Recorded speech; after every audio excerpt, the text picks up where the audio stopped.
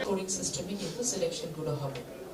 এখানে স্পেসিফিক্যালি বলতে হবে কোন ধরনের কোন রাজনৈতিক মতাবলম্বী কারো এখানে কোনো ইন্টারেস্ট। আমিনুল হক, উপজেলা আনসার অফিসার, নাটোর সদর নাটোর স্যার।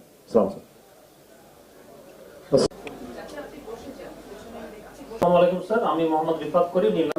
আমি মোহাম্মদ নজরুল ইসলাম, জেলা নির্বাচন। স্যার আমি নীলা আফিয়া, উপপরিচালক মহিলা বিষয়ক অধিদপ্তর।